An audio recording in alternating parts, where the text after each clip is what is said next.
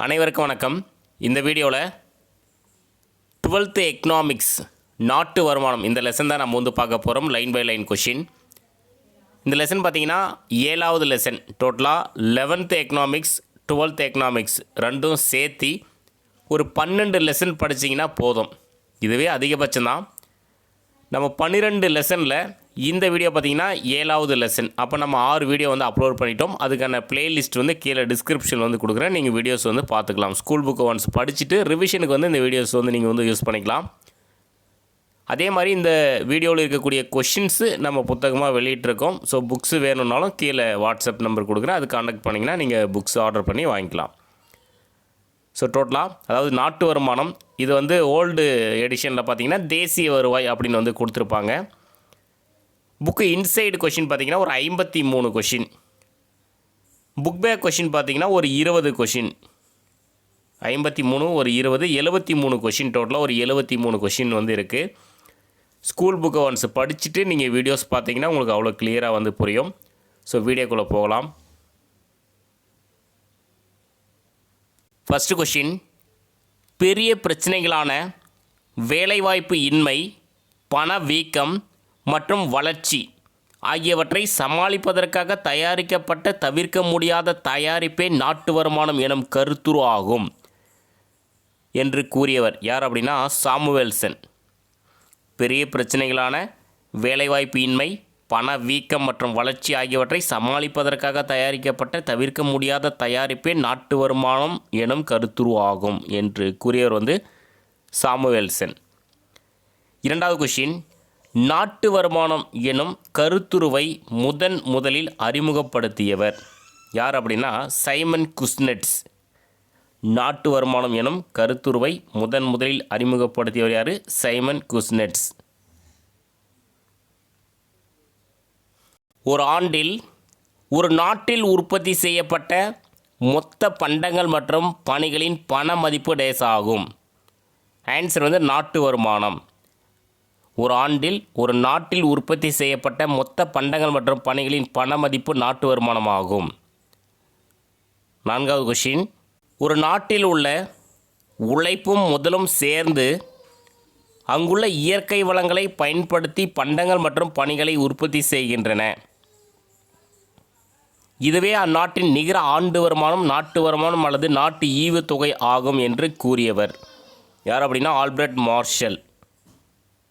ஒரு நாட்டில் உள்ள உழைப்பும் முதலும் சேர்ந்து அங்குள்ள இயற்கை வளங்களை பயன்படுத்தி பண்டங்கள் மற்றும் பணிகளை உற்பத்தி செய்கின்றன. இதுவே அந்நாட்டின் நிகர ஆண்டு வருமானம், நாட்டு வருமானம் அல்லது நாட்டு ஈவுத்தொகையாகும் என்று கூறியவர் வந்து ஆல்பர்ட் மார்ஷல். ஸோ நெக்ஸ்ட் ஐந்தாவது கொஷின், ஒரு ஆண்டில் பொருளாதாரத்தின் உற்பத்தி அமைப்பிலிருந்து பண்டங்களும் பணிகளும் உற்பத்தி செய்யப்பட்டு நிகர உற்பத்தியாக அவை இறுதிநிலை நுகர்வோர்களுக்கு செல்கின்றன அல்லது அந்த நாட்டில் இருக்கக்கூடிய மூலதன பொருட்களின் இருப்போடு நிகர கூடுதலாக சேர்கிறது. இந்த கூற்றை கூறியவர் யார் அப்படின்னா சைமன் குஸ்னெட்ஸ். ஒரு ஆண்டில் பொருளாதாரத்தின் உற்பத்தி அமைப்பிலிருந்து பண்டங்களும் பணிகளும் உற்பத்தி செய்யப்பட்டு நிகர உற்பத்தியாக அவை இறுதிநிலை நுகர்வோர்களுக்கு செல்கின்றன அல்லது அந்த நாட்டில் இருக்கக்கூடிய மூலதன பொருட்களின் இருப்போடு நிகர கூடுதலாக சேர்கிறது. இது சொன்னவர் பார்த்தீங்கன்னா சைமன் குஸ்னெட்ஸ். பொறுத்துக்க. ஸோ நம்ம எல்லாமே டைரெக்டாக கொடுத்துருக்கோம். ஜிடிபி. இப்போ ஜிடிபி அப்படின்னா தமிழில் வந்து மொத்த உள்நாட்டு உற்பத்தி. அந்த ஜிடிபியோடைய விரிவாக்கம் வந்து கிராஸ் டொமஸ்டிக் ப்ராடக்ட். அதனுடைய சுருக்கம் தான் ஜிடிபி. என்டிபினா நிகர உள்நாட்டு உற்பத்தி.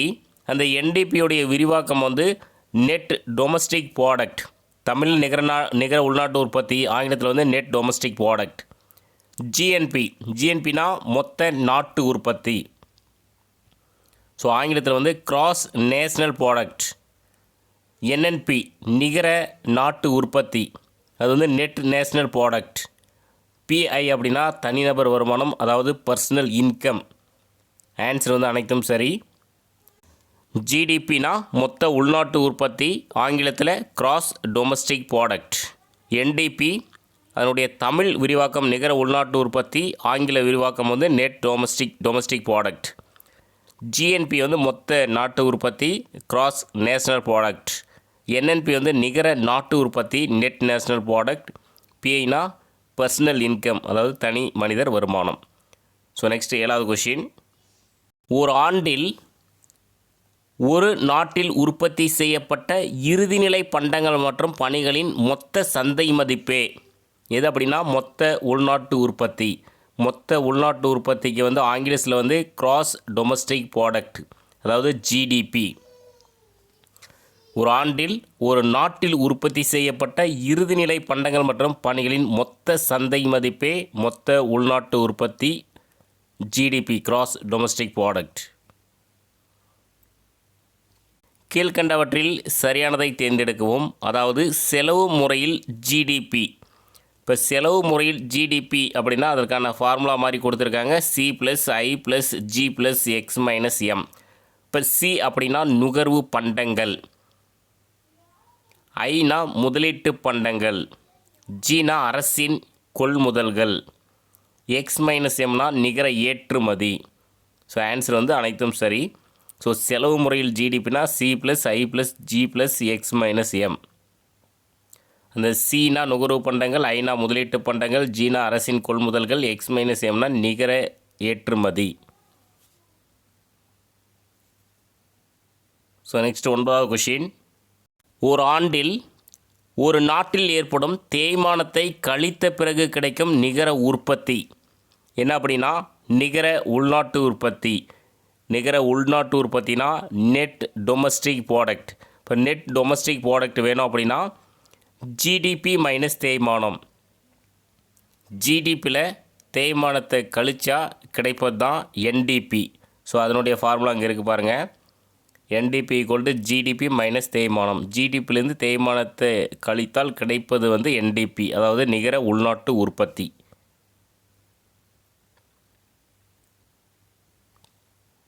ஒரு ஆண்டில் உற்பத்தி செய்யப்பட்ட வினை முடிவடைந்த பண்டங்கள் மற்றும் பணிகளின் அங்காடி மொத்த மதிப்பு என்ன அப்படின்னா மொத்த நாட்டு உற்பத்தி. மொத்த நாட்டு உற்பத்தினா கிராஸ் நேஷ்னல் ப்ராடக்ட். இப்போ கிராஸ் நேஷ்னல் ப்ராடக்ட் அப்படின்னா உங்களுக்கு வந்து நிகர வெளிநாட்டு வருமானம் வந்து இதில் வந்து சேர்க்கப்படுகிறது. நிகர வெளிநாட்டு வருமானமும் சேர்க்கப்படுகிறது. ஒரு ஆண்டில் உற்பத்தி செய்யப்பட்ட வினை முடிவடைந்த பண்டங்கள் மற்றும் பணிகளின் அங்காடி மொத்த மதிப்பு தான் மொத்த நாட்டு உற்பத்தி.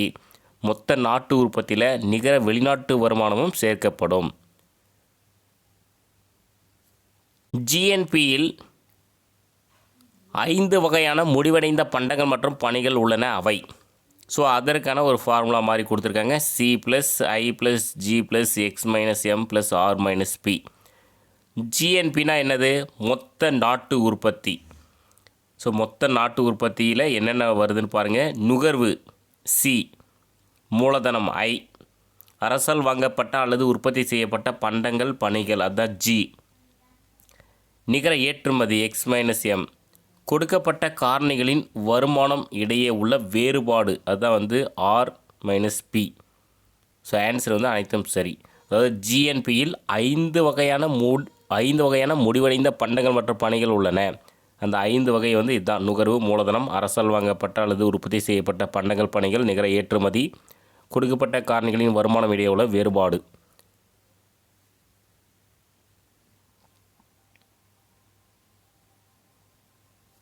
அங்காடி விலையில் ஜிஎன்பி. ஸோ அங்காடி விலையில் ஜிஎன்பி எப்படி கணக்கிடுறதுனா அங்காடி விலையில் ஜிடிபி ப்ளஸ் வெளிநாட்டில் இருந்து கிடைக்கும் நிகர வருமானம். ஸோ அதான் அங்காடி விலையில் ஜிஎன்பி. ஆன்சர் வந்து இரண்டும் சரி. ஸோ அதற்கான ஃபார்முலா ஏற்கனவே மேலே பார்த்த பாருங்க. அதுதான் C+I+G+X-M+R-P.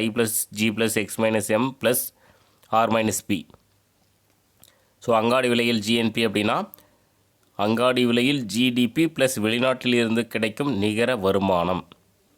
ஸோ அங்காடின்ற இடத்துல ஓல்டு புக்கில் சந்தைன்னு கொடுத்துருப்பாங்க. ஸோ அதனால் ஒன்றும் பிரச்சனை இல்லை. நியூ புக்கில் இப்போ 2025 அந்த எடிஷனில் அங்காடின்னு கொடுத்துருக்காங்க, சந்தையை தூக்கிட்டு. ஸோ நெக்ஸ்ட்டு 13வது கொஷின்.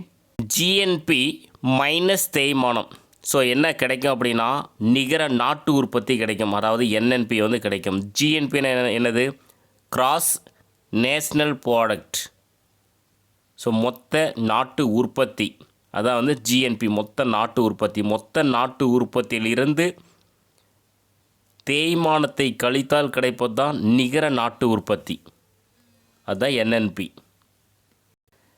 தேய்மானத்தை டேஸ் என்றும் கூறலாம். என்ன அப்படின்னா மூலதன நுகர்வு கழிவு. தேய்மானத்தை டேஸ் என்றும் கூறலாம், மூலதன நுகர்வு கழிவு. 15வது கொஷின், காரணி செலவில் என்என்பி. இப்போ என்என்பினா நெட் நேஷ்னல் ப்ராடக்ட், நிகர நாட்டு உற்பத்தி, அதான் வந்து என்என்பி, நிகர நாட்டு உற்பத்தி, நெட் நேஷ்னல் ப்ராடக்ட். ஸோ காரணி செலவில் எப்படி கண்டுபிடிக்குதுன்னா சந்தை விலையில் என்என்பி மைனஸ் மறைமுக வரிகள் ப்ளஸ் மானியம். சந்தை விலையில் என்என்பி மறைமுக வரியை கழிச்சிட்டு மானியத்தை கூட்டினா அந்த நிகர நாட்டு உற்பத்தி என்என்பி வந்து கிடைக்கும் காரணி செலவில். ஸோ நெக்ஸ்ட்டு 16வது கொஸ்டின், ஒரு ஆண்டில் ஒரு நாட்டில் வசிக்கும் ஒவ்வொரு தனி மனிதருக்கும் பல வழிகளில் இருந்து கிடைக்கப்பெறும் மொத்த வருமானம். என்ன அப்படின்னா தனி மனிதர் வருமானம், தலா வருமானம் கிடையாது, தனி மனிதர் வருமானம். இதில் வந்து ஓய்வூதியம் சேர்க்கப்படுகிறது. ஒரு ஆண்டில் ஒரு நாட்டில் வசிக்கும் ஒவ்வொரு தனி மனிதருக்கும் பல வழிகளிலிருந்து கிடைக்கப்பெறும் மொத்த வருமானம் வந்து தனி மனிதர் வருமானம். தலா வருமானம்னா சராசரி தான் வந்து தலா வருமானம் வரும், அது பின்னாடி நம்ம வந்து பார்க்கலாம் கொஷின். ஸோ நெக்ஸ்ட்டு 17வது கொஷின், கூற்று 1, தனி மனிதர் வருமானம் நாட்டு வருமானத்திற்கு சமமாக இருக்காது. கூற்று 2, ஏனெனில் மாற்று செலுத்தல்கள் தனி மனிதர் வருமானத்தோடு சேர்க்கப்படுகிறது. ஸோ ஆன்சர் பார்த்தீங்கன்னா கூற்று 1, 2 சரி. அதாவது தனி மனிதர் வருமானம் நாட்டு வருமானத்திற்கு சமமாக இருக்காது, ஏனெனில் மாற்று செலுத்தல்கள் தனி மனிதர் வருமானத்தோடு சேர்க்கப்படுகிறது. ஸோ நெக்ஸ்ட்டு 18, செலவிடக்கூடிய வருமானம். செலவிடக்கூடிய வருமானம் அப்படின்னா தனி மனிதர் வருமானத்தில் இருந்து நேர்முக வரிகளை கழிச்சா கிடைப்பது தான் வந்து செலவிடக்கூடிய வருமானம். தனி மனிதர் வருமானம் மைனஸ் நேர்முக வரிகள். ஸோ தனி மனிதர் வருமானத்திலேருந்து நேர்முக வரியை கழிச்சா கிடைக்கக்கூடிய வருமானம் வந்து செலவிடக்கூடிய வருமானம். ஒரு ஆண்டில் ஒரு நாட்டில் வசிக்கும் ஒருவரின் சராசரி ஆண்டு வருமானம் அப்படின்னு வந்தால் தான் அது தலா வருமானம். ஸோ எக்ஸாம்பிள் கொஷின் கேட்டிருக்காங்க குரூப் 4எல்லாம். ஒரு ஆண்டில் ஒரு நாட்டில் வசிக்கும் ஒருவரின் சராசரி ஆண்டு வருமானம் தான் தலா வருமானம். 20வது கொஷின், தலா வருமானம் ஈக்குவல். இப்போ தலா வருமானம் எப்படி கணக்கிடுறாங்க அப்படின்னா ஒரு குறிப்பிட்ட ஆண்டின் நாட்டு வருமானம் வகுத்தல் அதே ஆண்டின் மக்கள் தொகை. ஸோ வருமானம் வந்து மேலே வகுத்தல் மக்கள் தொகை வந்து கீழே. ஸோ வகுக்கும் போது கிடைப்பது தான் தலா வருமானம். ஸோ தலா வருமானம் அப்படின்னா ஒரு குறிப்பிட்ட ஆண்டின் நாட்டு வருமானம் வகுத்தல் அதே ஆண்டின் மக்கள் தொகை. ஸோ நெக்ஸ்ட் 21வது கொஷின், பண வருமானம் என்பது நாட்டு வருமானத்தை ஒரு ஆண்டில் உள்ள பொதுவிலை மட்டங்களின் அடிப்படையில் மதிப்பிடப்படுகிறது. பண வருமானம் என்பது நாட்டு வருமானத்தை ஒரு ஆண்டில் உள்ள பொதுவிலை மட்டங்களின் அடிப்படையில் மதிப்பிடப்படுகிறது. கூற்று 2 பாருங்கள், பண வருமானத்தின் வாங்கும் சக்தியே உண்மை வருமானம் ஆகும். பண வருமானத்தின் வாங்கும் சக்தியே உண்மை வருமானம் ஆகும். ஸோ ஆன்சர் வந்து கூற்று 1, 2 சரி. நிலையான விலையில் உண்மை வருமானம். ஸோ நிலையான விலையில் உண்மை வருமானம் எப்படி கண்டுபிடிக்கிறது அப்படின்னா நடப்பு விலையில் நாட்டு வருவாய் வகுத்தல் P1 வகுத்தல் PO. ஸோ P1 அப்படின்னா இங்கே அதுக்கான விளக்கம் இருக்குது பாருங்கள். நடப்பு ஆண்டு விலை குறியீடு தான் P1. POனா அடிப்படை ஆண்டின் விலை குறியீடு. ஸோ நிலையான விலையில் உண்மை வருமானம் அப்படின்னா நடப்பு விலையில் நாட்டு வருவாய் வகுத்தல் P1 வகுத்தல் PO. 23, ஜிடிபியில் குறிப்பிட்டுள்ள பண்டங்கள் பணிகளின் விலைமாற்ற குறியீட்டு எண் டேஸ் ஆகும். எது அப்படின்னா ஜிடிபி குறைப்பான். ஜிடிபியில் குறிப்பிட்டுள்ள பண்டங்கள் பணிகளின் விலைமாற்ற குறியீட்டு எண் டேஸ் ஆகும். ஜிடிபி குறைப்பான்.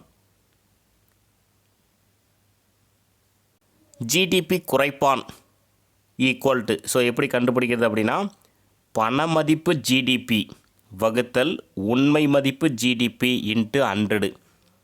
ஸோ ஜிடிபி குறைப்பான் கண்டுபிடிக்கினா பண மதிப்பு ஜிடிபி வகுத்தல் உண்மை மதிப்பு ஜிடிபி இன்ட்டு 100. நாட்டு வருமானத்தை 3 முறைகளை பயன்படுத்தி அளவிடலாம் அவை. ஸோ அந்த 3 முறை பாருங்கள், உற்பத்தி முறை, வருமான முறை, செலவு முறை. இப்போ உற்பத்தி முறைனா மதிப்பு கூடுதல் முறைன்னு சொல்லுவாங்க. வருமான முறை வந்து காரணிகளின் ஊதிய முறை, இது செலவு முறை. இந்த 3 முறையை வந்து பயன்படுத்தி வந்து நாட்டு வருமானத்தை வந்து அளவிடலாம். 26, ஒரு குறிப்பிட்ட ஆண்டில் வேளாண், தொழில், வணிகம் போன்ற துறைகளின் உற்பத்தியின் மொத்தமே டேஸ் ஆகும். ஆன்சர் வந்து நாட்டு உற்பத்தி. ஒரு குறிப்பிட்ட ஆண்டில் வேளாண், தொழில், வணிகம் போன்ற துறைகளின் உற்பத்தியின் மொத்தமே நாட்டு உற்பத்தி ஆகும். ஒரு துறையின் வெளியீடு பொருள் மற்றொரு துறையின் உள்ளீடாக செல்ல வாய்ப்பு இருப்பதால் ஒரு பொருள் இருமுறை அல்லது பல முறை கணக்கில் வர வாய்ப்பு உள்ளது. இதற்கு டேஸ் என்று பெயர். என்ன அப்படின்னா இருமுறை கணக்கிடல். ஒரு துறையின் வெளியீடு பொருள் மற்றொரு துறையின் உள்ளீடாக செல்ல வாய்ப்பு இருப்பதால் ஒரு பொருள் இருமுறை அல்லது பல முறை கணக்கில் வர வாய்ப்பு உள்ளது. இதற்கு இருமுறை கணக்கிடல் என்று பெயர். 28 பாருங்கள், விவசாயத்துறையின் மொத்த உற்பத்தி எத்தனை வகை பயிர்களின் மதிப்பை வைத்து கணக்கிடப்படுகிறது? எத்தனை அப்படின்னா 64 பயிர்களின் மதிப்பை வைத்து வந்து கணக்கிடப்படுகிறது விவசாயத்துறையின் மொத்த உற்பத்தி. உற்பத்தி நிலைகளில் உற்பத்தி காரணிகள் பெற்ற அனைத்து வித ஊதியங்களையும் கூட்டி டேஸ் கணக்கிடலாம். என்ன அப்படின்னா நாட்டு வருமானம். உற்பத்தி நிலைகளில் உற்பத்தி காரணிகள் பெற்ற அனைத்து வித ஊதியங்களையும் கூட்டி நாட்டு வருமானம் கணக்கிடலாம். காரணிகளின் வருவாய் 3 வகையாக பிரிக்கப்பட்டுள்ளது அவை. அந்த 3 பாருங்கள், உழைப்பாளர் வருமானம்.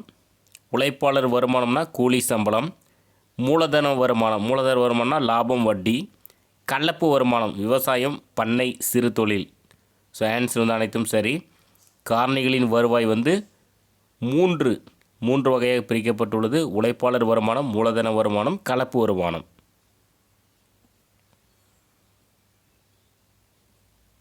கீழ்கண்டவற்றில் சரியானதை தேர்ந்தெடுக்கவும். அதாவது வருமான முறை. வருமான முறைக்கான ஃபார்முலா கொடுத்துருக்காங்க. y = w + r + i + pi r - p.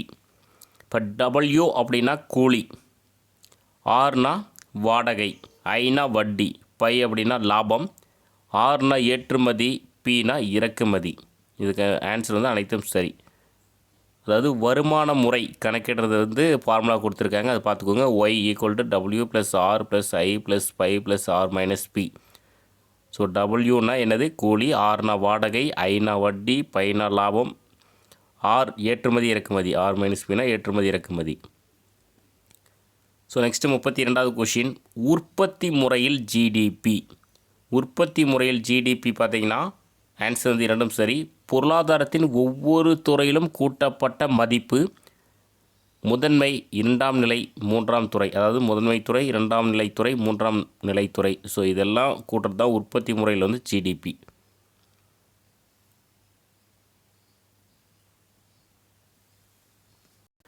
காரணி வருமான முறையில் ஜிடிபி. காரணி வருமான முறையில் ஜிடிபி கணக்கிடுறது பார்த்திங்கன்னா மக்களின் சம்பளம், கூலி, தனியார் துறை வியாபாரம் மூலம் கிடைக்கும் லாபம், நில உரிமையாளர்கள் பெறும் வாடகை. ஸோ ஆன்சர் வந்து அனைத்தும் சரி. காரணி வருமான முறையில் ஜிடிபி கணக்கிடுறது தான் மக்களின் சம்பளம், கூலி, தனியார் துறை வியாபாரம் மூலம் கிடைக்கும் லாபம், நில உரிமையாளர்கள் பெறும் வாடகை. 34, செலவு முறையில் ஜிடிபி கணக்கிடுறது தான் நுகர்ச்சி, அரசு செலவினங்கள், முதலீட்டு செலவினங்கள், இருப்புகளின் மதிப்பு மாறல், ஏற்றுமதி இறக்குமதி. ஸோ செலவு முறையில் ஜிடிபி கணக்கிட்டது தான் ஆன்சர் வந்து அனைத்தும் சரி. ஸோ காரணி வருமான முறையில் ஜிடிபின்னா அது பார்த்துக்கோங்க, செலவு முறையில் ஜிடிபி இது பார்த்துக்கோங்க. ஸோ நெக்ஸ்ட்டு 35 பொறுத்துக, செலவின முறையில். இப்போ செலவின முறையில் ஜிஎன்பி கண்டுபிடிக்கிறதுக்கான ஃபார்முலா கொடுத்துருக்காங்க பாருங்கள். ஜிஎன்பினா கிராஸ் நேஷ்னல் ப்ராடக்ட். அதுக்கான formula C plus I plus G plus X minus M. So எல்லாமே நம்ம வந்து பார்த்துருக்கோம். சி அப்படின்னா தனியார் நுகர்வு செலவு, ஐனா தனியார் முதலீட்டு செலவு, ஜினா அரசின் கொள்முதல் செலவு, எக்ஸ் மைனஸ் எம்னா நிகர ஏற்றுமதி. ஆன்சர் வந்து அனைத்தும் சரி.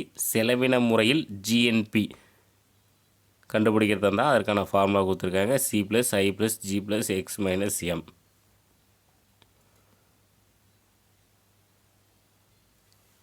நாட்டு வருமானம் கணக்கிடலில் சேர்க்கக்கூடாதவை. ஸோ பாருங்கள், ஆன்சர் வந்து அனைத்தும் சரி.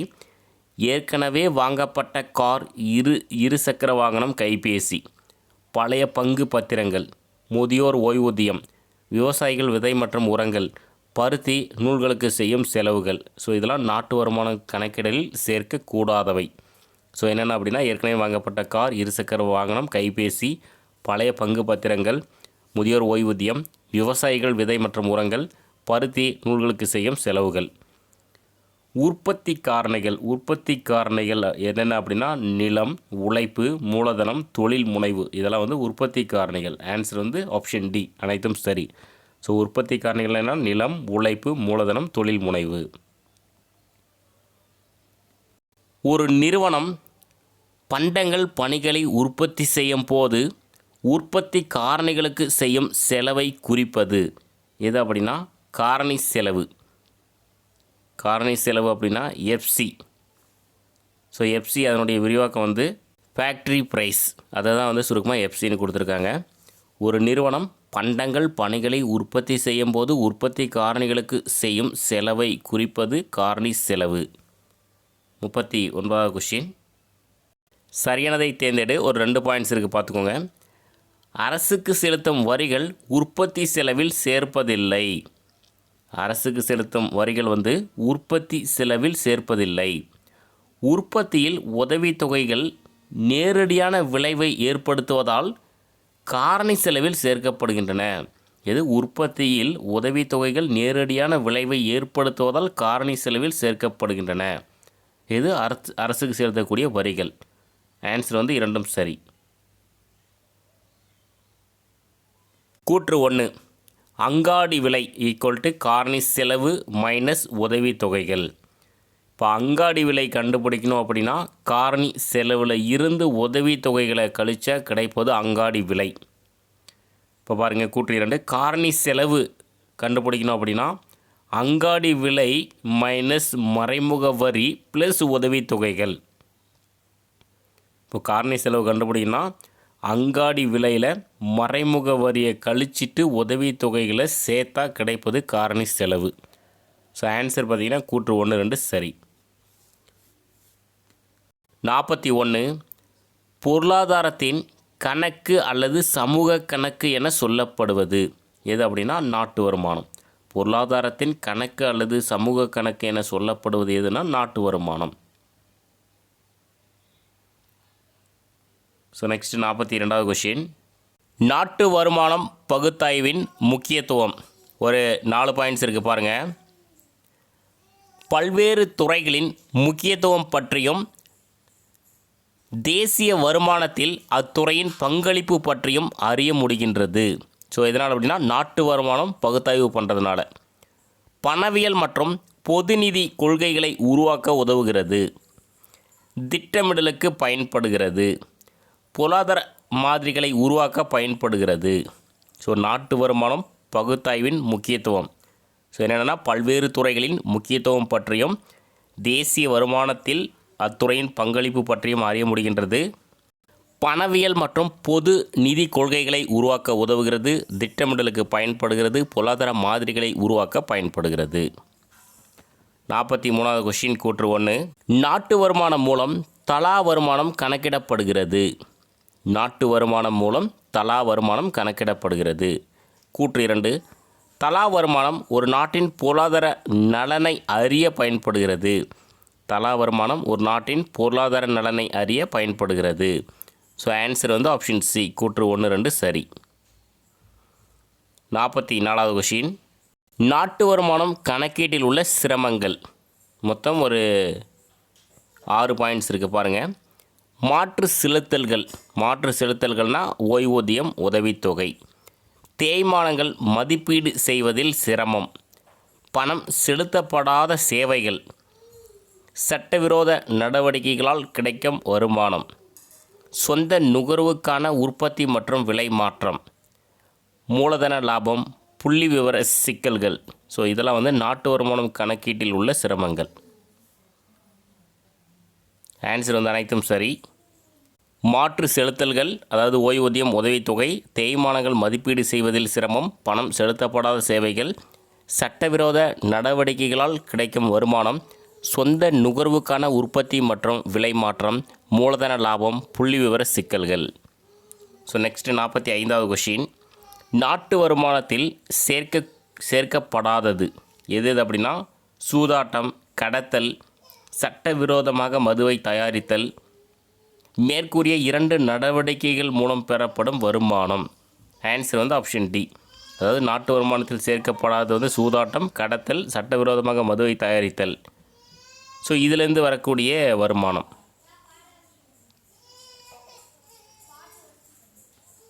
டேஸ் முறையில் நாட்டு வருமானம் கணக்கிடுதல் என்பது நடப்பு அங்காடி விலையில் முடிவடைந்த பண்டங்கள் பணிகள் மதிப்பினை அளவிடுதல் ஆகும். ஆன்சர் வந்து உற்பத்தி முறையில் நாட்டு வருமானம் கணக்கிடுதல் என்பது நடப்பு அங்காடி விலையில் முடிவடைந்த பண்டங்கள் மற்றும் பணிகள் மதிப்பினை அளவிடுதல் ஆகும். நாட்டு வருமான கணக்கீட்டில் டேஸ் லாபம் சேர்க்கப்படுவதில்லை. ஆன்சர் வந்து மூலதன லாபம். நாட்டு வருமானம் கணக்கீட்டில் மூலதன லாபம் சேர்க்கப்படுவதில்லை. இந்தியாவின் ஜிடிபியின் மதிப்பு அமெரிக்க டாலருக்கு ஏறக்குறைய 2 ட்ரில்லியன் யூஎஸ் டாலரிலிருந்து டேஸ் ட்ரில்லியன் டாலர் வரை வேறுபடுகிறது. எத்தனை அப்படின்னா 5 ட்ரில்லியன் டாலர் வரை. இந்தியாவின் ஜிடிபியின் மதிப்பு அமெரிக்க டாலருக்கு ஏறக்குறைய 2 ட்ரில்லியன் யூஎஸ் டாலரிலிருந்து 5 ட்ரில்லியன் டாலர் வரை வேறுபடுகிறது.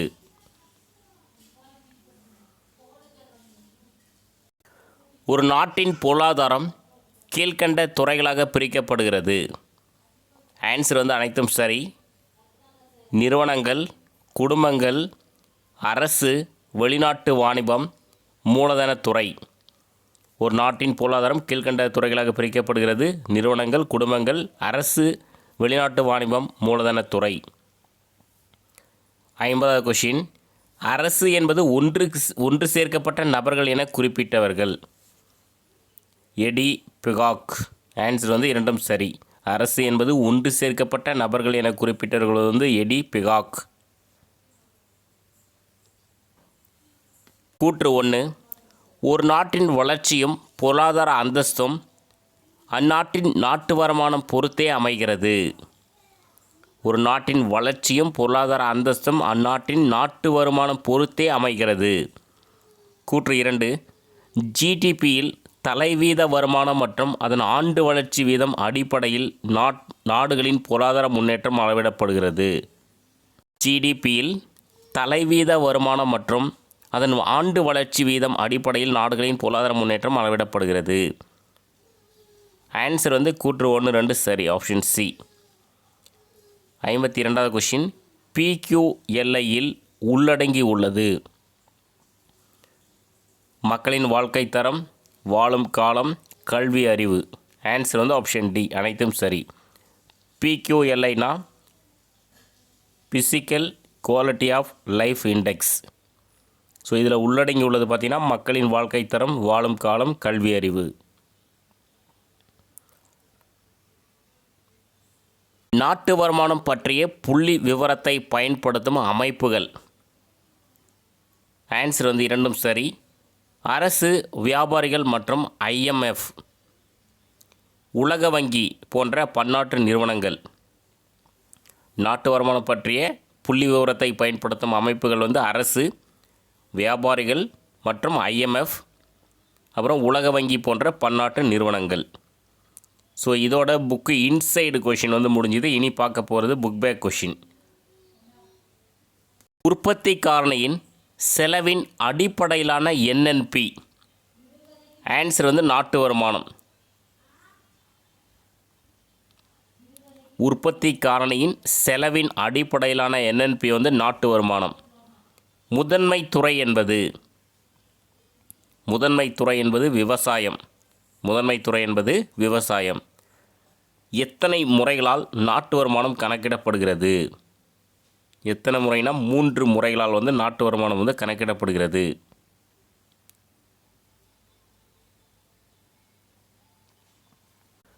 நாட்டு வருமானம் அந்த 3 நாட்டு வருமானம் வந்து 3 முறைகளில் வந்து கணக்கிடப்படுகிறது. அந்த 3 முறை பார்த்திங்கன்னா உற்பத்தி முறை, வருமான முறை, செலவு முறை. அதுதான் அந்த 3 முறை. எவற்றை கூட்டி வருமான முறையில் நாட்டு வருமானம் கணக்கிடப்படுகிறது? ஆன்சர் வந்து வருமானம். எவற்றை கூட்டி வருமான முறையில் நாட்டு வருமானம் கணக்கிடப்படுகிறது? வருமானத்தை கூட்டி.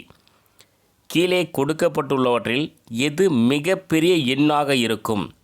எது அப்படின்னா ஜிஎன்பி.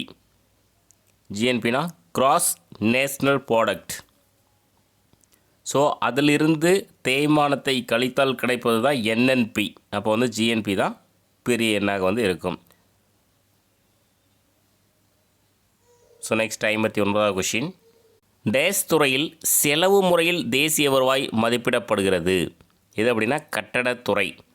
கட்டடத்துறையில் செலவு முறையில் தேசிய வருவாய் மதிப்பிடப்படுகிறது. 3ஆம் துறை டேஸ் எனவும் அழைக்கப்படுகிறது. ஆன்சர் வந்து பணிகள். 3ஆம் துறை பணிகள் துறை எனவும் அழைக்கப்படுகிறது. ஒரு நாட்டின் டேஸ் செயலை நாட்டு வருமானம் குறிப்பிடுகிறது. ஆன்சர் வந்து பொருளாதாரம். ஒரு நாட்டின் பொருளாதார செயலை நாட்டு வருமானம் குறிப்பிடுகிறது. டேஸால் நாட்டு வருமானத்தை வகுத்தால் தலைவீத வருமானம் கண்டறியலாம். ஆன்சர் வந்து நாட்டின் மக்கள் தொகை. நாட்டின் மக்கள் தொகையால் நாட்டு வருமானத்தை வகுத்தால் தலைவீத வருமானம், அதாவது தலா வருமானம் கண்டறியலாம். ஜிஎன்பி ஈக்குவல் டு டேஸ் ப்ளஸ் வெளிநாட்டில் இருந்து வரும் நிகர காரணி வருமானம். ஆன்சர் வந்து ஜிடிபி. ஜிஎன்பி அப்படின்றது ஜிடிபி ப்ளஸ் வெளிநாட்டிலிருந்து வரும் நிகர காரணி வருமானம் தான் ஜிஎன்பி. ஸோ ஜிடிபினா கிராஸ் டொமஸ்டிக் ப்ராடக்ட். மொத்த உள்நாட்டு உற்பத்தி, அது கூட வெளிநாட்டிலிருந்து வரும் நிகர காரணி வருமானம் சேர்த்தது தான் GNB, cross national product. So next 64. NNP என்பது, என்என்பினா நெட் நேஷ்னல் ப்ராடக்ட், நிகர நாட்டு வருமானம், அதான் என்என்பி. 65. மொத்த மதிப்பிலிருந்து டேஸை கழித்தால் நிகர மதிப்பு கிடைக்கும். ஸோ எதை கழித்தால் அப்படின்னா தேய்மானத்தை கழித்தால். மொத்த மதிப்பிலிருந்து தேய்மானத்தை கழித்தால் நிகர மதிப்பு கிடைக்கும். இந்தியாவில் நிதியாண்டு என்பது ஏப்ரல் 1 முதல் மார்ச் 31 வரை. இந்தியாவில் நிதியாண்டு என்பது ஏப்ரல் 1 முதல் மார்ச் 31 வரை. இதுதான் வந்து இந்தியாவில் நிதியாண்டு, ஒரு ஆண்டு.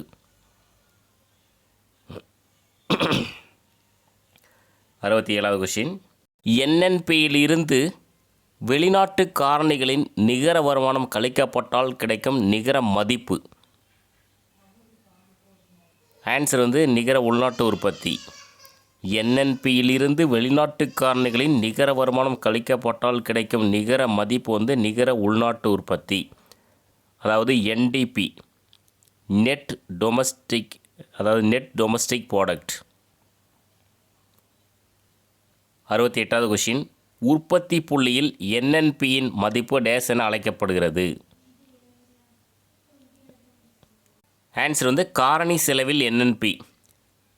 உற்பத்தி புள்ளியில் என்என்பியின் மதிப்பு டேஸ் என அழைக்கப்படுகிறது, காரணி செலவில் என்என்பி. ஒரு நாட்டின் சராசரி வருமானம் என்பது, ஒரு நாட்டின் சராசரி வருமானம் என்பது தலைவீத வருமானம், அதாவது தலா வருமானம். அதுதான் தலைவீத வருமானம் கொடுத்துருக்காங்க. ஒரு நாட்டின் சராசரி வருமானம் என்பது தலைவீத வருமானம். பணவீக்கத்திற்கு சரிப்படுத்தப்பட்ட தேசிய வருவாயின் மதிப்பு டேஸ் என அழைக்கப்படுகிறது. ஆன்சர் வந்து உண்மை நாட்டு வருவாய். பணவீக்கத்திற்கு சரிப்படுத்தப்பட்ட தேசிய வருவாயின் மதிப்பு உண்மை நாட்டு வருவாய் என அழைக்கப்படுகிறது. கீழ்கண்டவற்றில் எது தடைபடா ஓட்ட கருத்துரு? எது அப்படின்னா மாத வருமானம். கீழ்கண்டவற்றில் எது தடைபடா ஓட்டக்கருத்துரு மாத வருமானம்? PQLI என்பது டேஸின் குறியீடாகும். பொருளாதார நலன். PQLI என்பது பொருளாதார நலனின் குறியீடாகும். மிக அதிக அளவிலான நாட்டு வருமானம் டேஸிலிருந்து வருகிறது. ஆன்சர் வந்து தனியார் துறை. மிக அதிக அளவிலான நாட்டு வருமானம் தனியார் துறையிலிருந்து வருகிறது. ஸோ இதோட இந்த லெசன் வந்து முடிஞ்சுது. அடுத்த ஒரு வீடியோவில் வந்து சந்திக்கலாம். தேங்க்யூ.